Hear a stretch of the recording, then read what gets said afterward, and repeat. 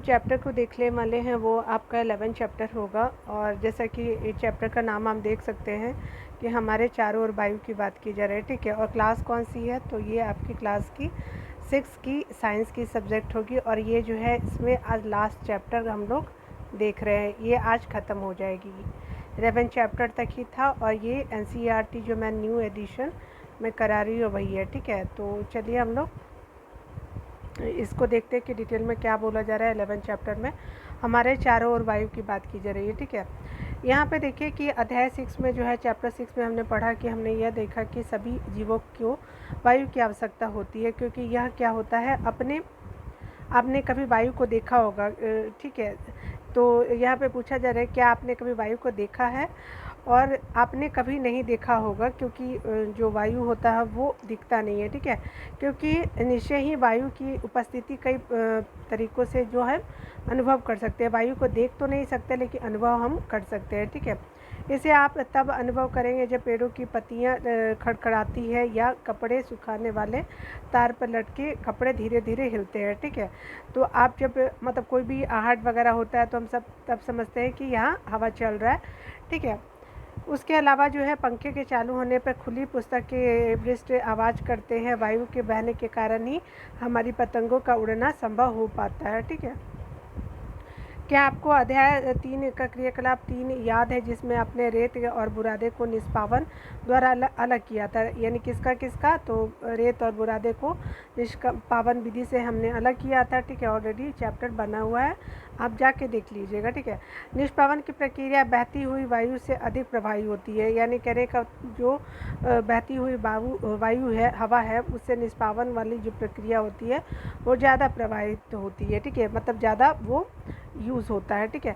आपने ध्यान दिया होगा कि तूफ़ानों के समय वायु बहुत तेज़ गति से चलती है, ठीक है। कब, तूफ़ानों के समय कभी कभी तो यह पेड़ों को भी उखाड़ देती है तथा छतों के ऊपरी भागों को हिस्से को भी उड़ाकर क्या करती है, ले जाती है, क्योंकि हवा का स्पीड ज़्यादा होता है। यहाँ पे देखिए विभिन्न प्रकार की फिरकी है जो बच्चों के लिए यूज़ किया जाता है। जब हम मेला वगैरह जाते थे बचपन में तो इस तरह की चीज़ें हम बहुत खरीद के लाते थे, ठीक है। मज़ा भी आता था।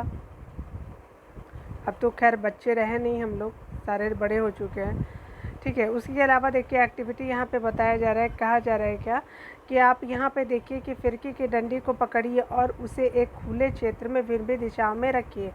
इसे जो है थोड़ा ये इस तरह से आप देख सकते हैं एक साधारण फिरकी बनाना है और आपका इस तरह से पेपर को फोल्ड करके और इस तरह से आप ये एक लकड़ी के डंडे पे कर सकते हैं, ठीक है।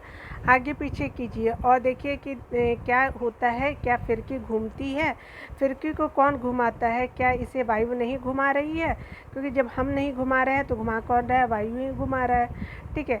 यहाँ पे क्या बोला जा रहा है कि क्या आपने वात सूचक को घूमते हुए देखा है। यह उस दिशा में रुक जाता है जिसमें कि उस स्थान पर वायु चल रही होती है, वहीं पे वात सूचक जो है वो रुक जाता है, ठीक है। यहाँ पे देखिए, यहाँ पे आप पिक्चर देख सकते हैं वात सूचक, ठीक है, आपका ये इस तरह से डायरेक्शन के लिए। उसके अलावा देखते हैं 11.1 में हम देखते हैं कि क्या बोला जा रहा है। क्या वायु हमारे चारों ओर हर समय उपस्थित होता है।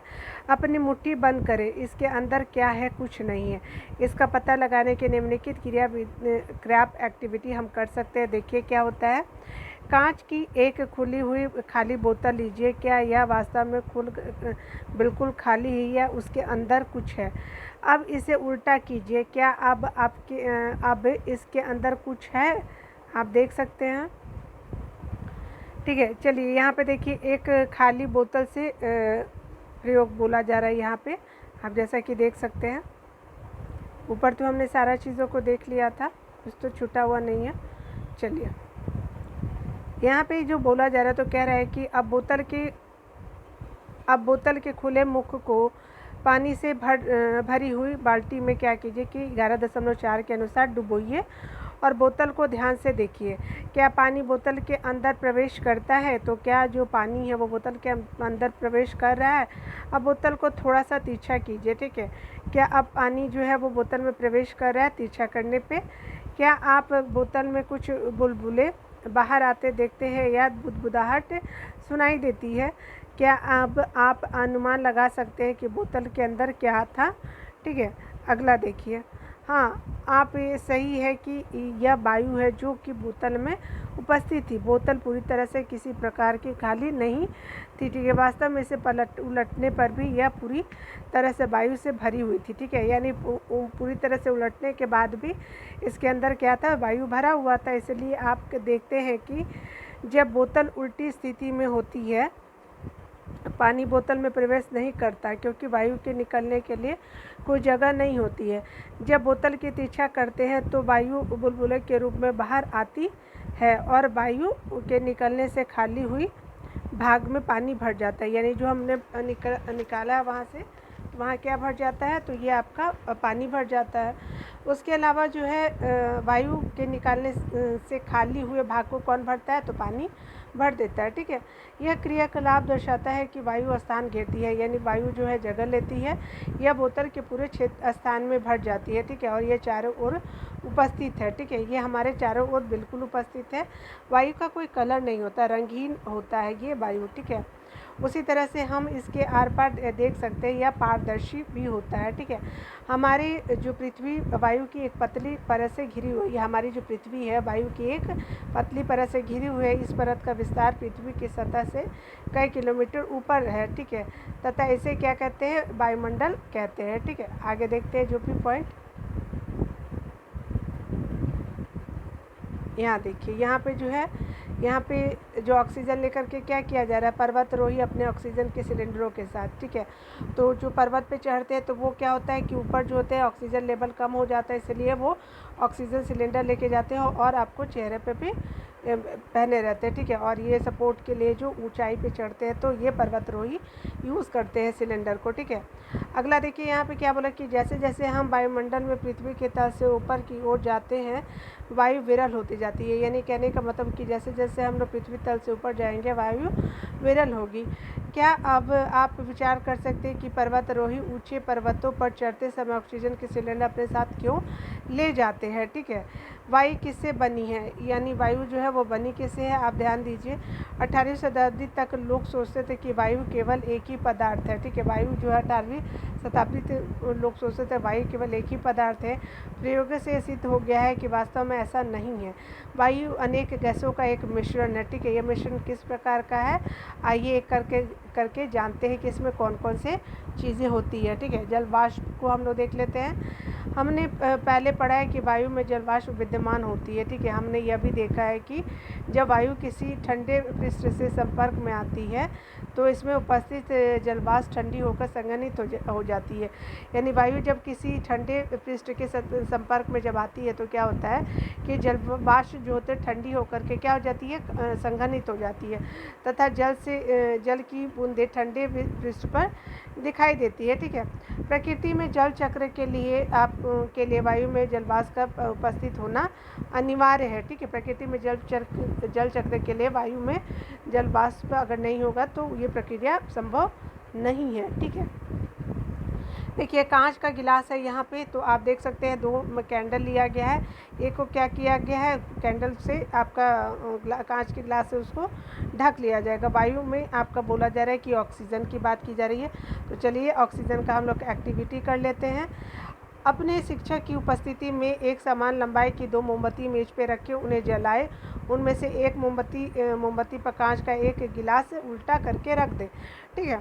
उसके अलावा दोनों मोमबत्तियों को ध्यान से देखिए, क्या कोई मोमबत्ती लगातार जलता रहता है या बुझ जाती है।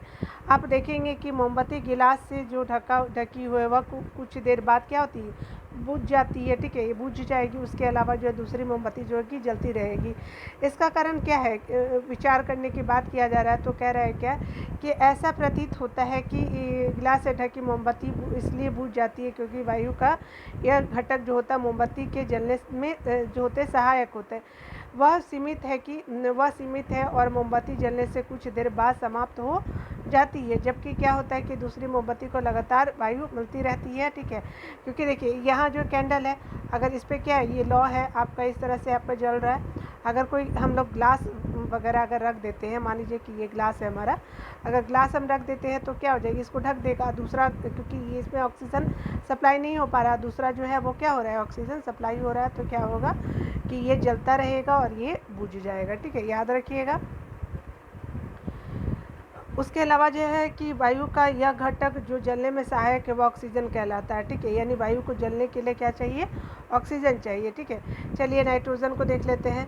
मोमबत्ती के बुझने के बाद भी क्या आपने यह देखा कि वायु का एक बड़ा भाग जो अब भी गिलास में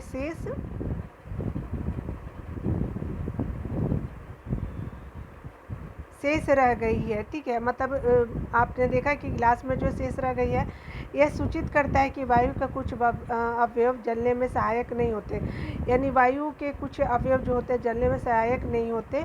वायु का एक बड़ा भाग जो मोमबत्ती के जलने में उपयोग नहीं हुआ वो नाइट्रोजन कहलाता है, ठीक है, याद रखिएगा। कार्बन डाइऑक्साइड को देखते हैं तो एक बंद कमरे में जब कोई पदार्थ जल रहा हो तो शायद आपने घुटन महसूस की होगी। यह घुटन कमरे में कार्बन डाइऑक्साइड की अधिक मात्रा एकत्र होने के कारण होती है, ठीक है। मान लीजिए कि आप कोई भी चीज़ जला दी है कमरे में और कमरा जो है वो बंद है, तो आप देखेंगे कि क्या है कि आपको एक घुटन जैसा, मतलब दम घुटने जैसा आपको फील आएगा, ठीक है। लगातार किसी वस्तु के जलने के कारण बनती है कार्बन जो डाइऑक्साइड होती है, ठीक है, बनती है। हमारे चारों ओर जो है वायु की एक छोटा अवयव जो होता है कार्बन डाइऑक्साइड होती है। यह सलाह दी जाती है कि फसलों के अवशेष एवं सूखी पत्तियों को नहीं जलाना चाहिए, क्योंकि ये क्या करता है, कार्बन डाइऑक्साइड ज़्यादा उत्सर्जित होता है और वायु क्या होती है, प्रदूषित हो जाती है, ठीक है। इसीलिए आप जब देखिएगा कि तो दिल्ली हरियाणा वाले जो पराली जलाते हैं, तो दिल्ली मतलब हरियाणा आपके पंजाब में पराली जलाई जाती है तो उसका असर जो है वो हरियाणा और दिल्ली में तो होता ही है, आपको देखने को मिलेगा। दिल्ली मतलब आपको पंजाब और हरियाणा में तो होगा, लेकिन उसका असर आपको धुआं जो है दिल्ली वाले एरिया में आपको देखने को मिलेगा। और इससे क्या होता है कि एयर पॉल्यूशन होगा, और जिससे कि हम आप और जो जितने भी मतलब पर्सन है वो क्या होते हैं, अफेक्टेड होते हैं, क्योंकि एयर पॉल्यूशन क्या होता है, हम करता है हमारे बॉडी को, ठीक है, सांस लेने में, ठीक है, स्किन के लिए बहुत मतलब फेफड़े के लिए, लंग्स के लिए बहुत ही नुकसानदायक है। धूल और धुआं की बातें करते हैं। ईंधन तथा पदार्थों के जलने से धुआं बनता है। ईंधन जब जलाते हैं, पदार्थ जब जलाते हैं तो क्या बनता है, धुआं बनाते हैं। गांव में जो गोबर के जो उपले होते हैं तो आप देखते होंगे कि उससे भी धुआं होता है, ठीक है, आंखों के लिए ख़राब भी होता है, लंग्स के लिए भी ख़राब होता है। धुएं में कुछ गैसें होती हैं और सूक्ष्म धूल भी होते हैं जो आपको क्या करते हैं, हानिकारक होते हैं। इस कारण क्या होता है कि आप कारखानों में लंबी चिमनियाँ देखते हैं। ये चिमनियाँ क्या होता है कि हानिकारक धुएं और गैसों को हमारे नाक से दूर ले जाती है, ठीक है। बड़े बड़े जो फैक्ट्री होते हैं तो चिमनी भी लगे होते हैं, जिससे क्या होता है कि बाहर ये सब निकाल दिया जाता है, लेकिन आकाश में उड़ते हुए पक्षियों के लिए बिल्कुल नज़दीक ले जाती है, ठीक है। ये क्या होता है कि आकाश में जो पक्षी होते हैं उन लोगों के लिए हार्मफुल होता है, ठीक है। वायु में धूल के कण सदैव उपस्थित होते हैं। वायु में जो होते हैं धूल के कण हमेशा उपस्थित होते हैं, क्योंकि गाड़ियाँ चलती रहती है और भी बहुत सारी एक्टिविटी होती है, फैक्ट्री होता है, खाना बनता रहता है, चूल्हे जो होते हैं वो भी जलते रहते हैं, ठीक है। अगला एक्टिविटी 4 देखते हैं। अपने विद्यालय घर में धूप वाला एक कमरा खोजिए, ठीक है। उसके सारे दरवाजे और खिड़कियाँ क्या कीजिए कि बंद कर दीजिए और पर्दे तथा डालकर के कमरे में पूरा अंधेरा कर दें। जिस दिशा से सूर्य आ रही है उस ओर के दरवाजे या खिड़की को बिल्कुल थोड़ा सा खोलने की बात की जा रही है। ऐसे क्या होगा कि सूर्य का प्रकाश एक पतली सी झरी के द्वारा कमरे के अंदर आ सकेगा, ठीक है।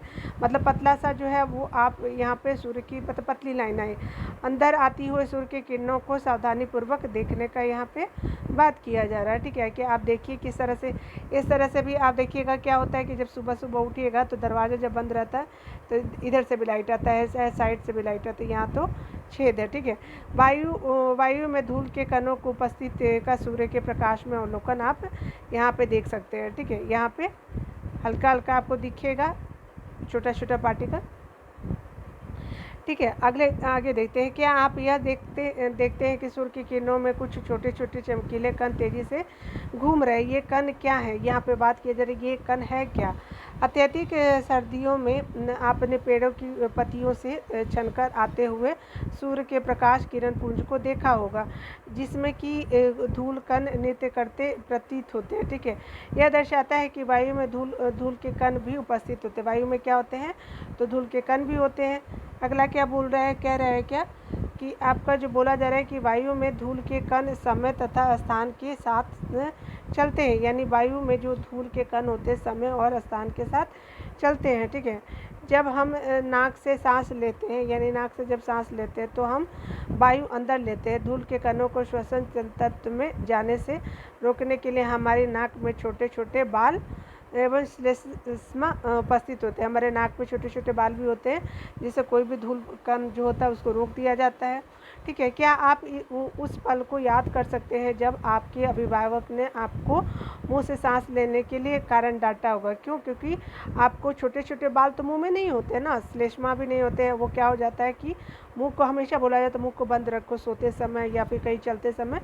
तो क्यों? क्योंकि नाक से आप सांस लीजिए, मुंह से नहीं, क्योंकि हमारा लंग्स अफेक्टेड हो सकता है। ठीक है, अगर मुंह से सांस लेंगे तो। ठीक है, अगर आप मुंह से सांस लेंगे तो क्या होगा, देखिए चलते हैं आगे ऊपर दिखाते हैं। ये जैसे आप देख सकते हैं कि आपको ये जो ट्रैफिक पुलिस है तो इन्होंने मुंह में कुछ नाक में पहन के रखा है, क्योंकि व्हीकल से बहुत सारे धुएं आते हैं, टेम्पू है, ये सब कार है। उसके अलावा जो ये फैक्ट्री है आप देख सकते हैं। ठीक है, रोड पे भी बहुत ज़्यादा धुलकन होते हैं। भीड़ भरे चौराहे पर पुलिस कर्मियों द्वारा मुखौटा पहन करके क्या किया जा रहा है, यातायात नियंत्रण किया जा रहा है। तो याद रखिएगा कि जो हानिकारक धूल के कण आपके शरीर में प्रवेश कर जाएंगे। इससे क्या होगा कि हम यह निष्कर्ष निकालते हैं कि वायु में कुछ गैसें जो होती है, जल वाष्प और धूल के कण जो होते हैं वो विद्यमान होते हैं। वायु में मुख्यतः क्या होता है, नाइट्रोजन, ऑक्सीजन, थोड़ी मात्रा में कार्बन डाइऑक्साइड और इससे भी कम मात्रा में अन्य गैसों का मिश्रण होता है। ठीक है, तथापि बोला जा रहा है कि वायु में जो है वो वायु की संरचना में स्थानीय विभिन्नता हो सकती है। हम देखते हैं कि वायु में नाइट्रोजन और ऑक्सीजन की मात्रा भी होती है। ठीक है, अधिक होती है। वास्तव में दोनों गैसें मिलकर के क्या बनता है, तो वायु में 99% भाग बनाती है।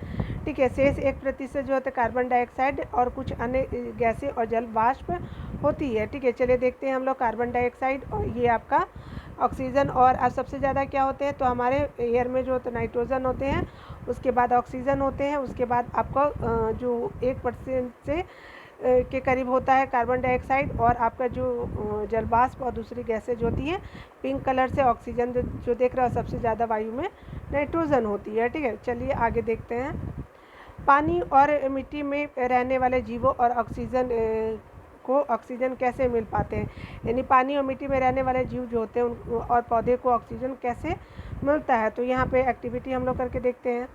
यहाँ पे बोला जा रहा है कि किसी धातु या कांच के बर्तन में थोड़ा पानी लीजिए, इसको धीरे धीरे गर्म कीजिए। पानी के उबलने से पहले सावधानीपूर्वक पात्र के अंदर की सतह को देखिए कि किस तरह से ये क्या हो रहा है, उबल रहा है। जल में वायु विद्यमान है, इसीलिए ऐसा हो रहा है। ठीक है, क्या आप छोटे छोटे बुलबुले देखते हैं? अगर पतीले में रखते हैं तो बिल्कुल देखते हैं, इससे से चिपके हुए देखते हैं। ये बुलबुले जो होते हैं वो पानी में घुली हुई वायु के कारण बनते हैं। जब आप जो है पानी गर्म करते हैं तो घुली हुई वायु बुलबुले के रूप में बाहर आती है। आप पानी को यदि और गर्म करते हैं तो पानी वाष्प में क्या होती है, परिवर्तित हो जाती है अंततः क्या होता है कि उबलने लगता है। इसने हमने अध्याय 5 और 6 में पढ़ा है कि जो जीव पानी में रहते हैं वे श्वसन के लिए पानी में घुली हुई ऑक्सीजन का उपयोग करते हैं। ठीक है, उसके अलावा देखिए कि जो जीव जो होते हैं वो गहरी मिट्टी के अंदर रहते हैं, उन्हें भी सांस लेने के लिए ऑक्सीजन की आवश्यकता होती है। क्या ऐसा नहीं है, वे सभी श्वसन क्रिया के लिए आवश्यक वायु कहाँ से प्राप्त कर सकते हैं? ठीक है, ये आप देख सकते हैं। ठीक है, अगला एक्टिविटी 6 देखते हैं हम लोग। यहाँ पे क्या बोला जा रहा है, तो एक बीकर या कांच के गिलास में सूखी मिट्टी का एक ढेला लीजिए, इसमें पानी डालिए और अवलोकन कीजिए कि क्या होता है। क्या आप मिट्टी से बुलबुले निकलते हुए देखते हैं? ये बुलबुले संकेत करते हैं कि मिट्टी में वायु होती है। ठीक है, अगला देखते हैं। जब बोला जा रहा है जब मिट्टी के ढेले पर पानी डाला जाता है तो उसमें विद्यमान वायु विस्थापित हो जाती है, जो बुलबुले के रूप में दिखाई देती है। मिट्टी के अंदर पाए जाने वाले जो जीव और जंतुओं की जड़ें श्वसन के लिए जो है श्वसन के लिए इसी वायु का उपयोग किया जाता है। ठीक है, मिट्टी के जीव जो होते हैं गहरी मिट्टी में बहुत अधिक मांद और छिद्र बना लेते हैं। ठीक है, और इन छिद्रों के द्वारा वायु को अंदर और बाहर आने के लिए जगह उपलब्ध हो जाती है। लेकिन जब पानी वर्षा होती है तो इन छिद्रों और मानों में वायु की जगह पानी भर जाता है। इस स्थिति में ज़मीन के अंदर रहने वाले जीव जो होते हैं सांस लेने के लिए ज़मीन पर आना पड़ता है। इसलिए आप ज़मीन पर देखते हैं, क्योंकि यही कारण है कि केंचुए केवल भारी वर्षा के समय ही ज़मीन से बाहर आ जाते हैं, क्योंकि क्या होता है कि वो हवा नहीं मिल पाता, उनको ऑक्सीजन नहीं मिल पाता। ठीक है, क्या आपने कभी यह सोचा कि सारे जीवों के लिए के द्वारा ऑक्सीजन का उपयोग करने के बावजूद वायुमंडल में ऑक्सीजन समाप्त क्यों नहीं होता? वायुमंडल में ऑक्सीजन की प्रतिस्थापित कौन करता है? यानी ऑक्सीजन जब ख़त्म होता है तो क्या के कारण जो है वो ऑक्सीजन आ पाता है। यहाँ देखिए मिट्टी में वायु जो है आप देख सकते हैं। ठीक है, चलिए देखिए यहाँ पे देख लेते हैं कि वायुमंडल में जो है ऑक्सीजन कैसे प्रतिस्थापित होते हैं, यानी कैसे आते हैं। यहाँ पे बताया जा रहा है, तो हमने चैप्टर 7 में पढ़ा था कि हम प्रकाश संश्लेषण के बारे में पढ़े हैं चैप्टर 7 में। इस प्रक्रिया में पौधे अपना भोजन स्वयं बनाते हैं तथा इसके साथ ही ऑक्सीजन उत्पन्न होती है। पौधे श्वसन में ऑक्सीजन का उपयोग करते हैं, परंतु उपयोग की गई ऑक्सीजन की तुलना में भी अधिक ऑक्सीजन उत्पन्न करते हैं। ठीक है, और आपका जितना वो यूज़ करते, उपयोग करने से ज़्यादा वो क्या करते, उत्पन्न करते हैं। इसलिए हम यह कहते हैं कि पौधे ऑक्सीजन उत्पन्न करते हैं। ठीक है, यह वास्तविकता है कि जंतु पौधे के बिना जीवित नहीं रह सकते, यानी जितने भी जंतु हैं वो पौधे के बिना जीवित नहीं रह सकते। पौधों और जंतुओं के द्वारा जो है श्वसन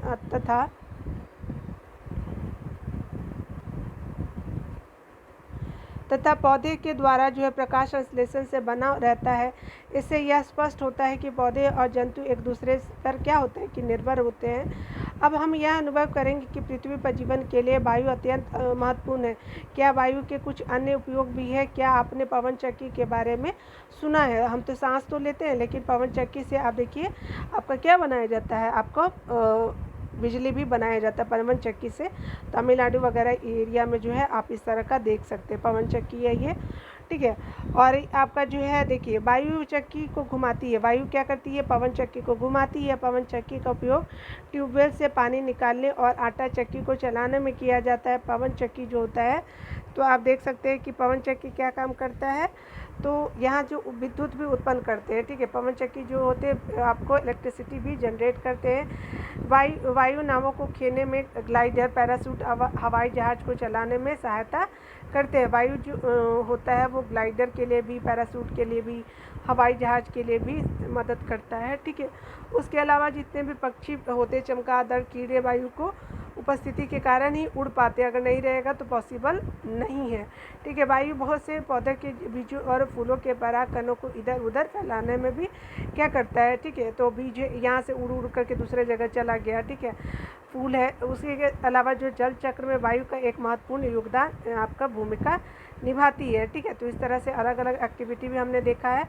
देखिए यहाँ पे हमने वर्ड्स को पढ़ा हमने, और यहाँ पे देख लेते हैं कुछ सारांश जो होता है। मैं इसको बहुत इंपॉर्टेंट मानती हूँ, आप भी इसको एक बार ज़रूर देख लिया कीजिए। ठीक है, थोड़ा सा टाइम तो लगता है।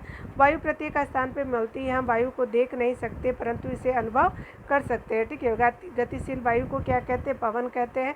वायु क्या होती है? तो जगह घेरती है। जल और मिट्टी में वायु उपस्थित होते हैं। ठीक है, बिल्कुल होते हैं। देखिए क्या है कि वायु और नाइट्रोजन, ऑक्सीजन, कार्बन डाइऑक्साइड, जलवाष्प और कुछ अन्य गैसों का मिश्रण होता है। ठीक है, इसमें कुछ धूल कण भी हो सकते हैं। ऑक्सीजन ज्वलन में सहायक, श्वसन के लिए आवश्यक होता है। ऑक्सीजन ज्वलन में सहायक होता है और श्वसन के लिए भी आवश्यक होता है। वायु की यह परत जो होती है, जो पृथ्वी को घेरे हुए है, उसे वायुमंडल कहते हैं। वायु की परत जो है वो आपकी पृथ्वी को घेरे हुए है, तो उसको क्या कहते हैं? वायुमंडल कहते हैं। पृथ्वी पर जीवन के लिए वायुमंडल क्या है? आवश्यक है। जलीय प्राणी श्वसन के लिए जल में घुली हुई वायु का उपयोग करते हैं। ठीक है, वायु में ऑक्सीजन और कार्बन डाइऑक्साइड के आदान प्रदान के लिए पौधे तथा जंतु एक दूसरे पर क्या करते हैं? निर्भर होते हैं। ठीक है, तो इस तरह से आप देख सकते हैं जितने भी पॉइंट है इसमें हमने कवर किया है। ठीक है, तो आप जो है, आपको अगर मेरा पढ़ाना अच्छा लगता है तो आप चैनल को सब्सक्राइब कर सकते हैं। लाइक शेयर भी आप ज़रूर कर दीजिएगा। ठीक है, और आपका वीडियो देखने के लिए बहुत बहुत थैंक यू, और तब तक के लिए आप अपना ख्याल रखिए। Take care.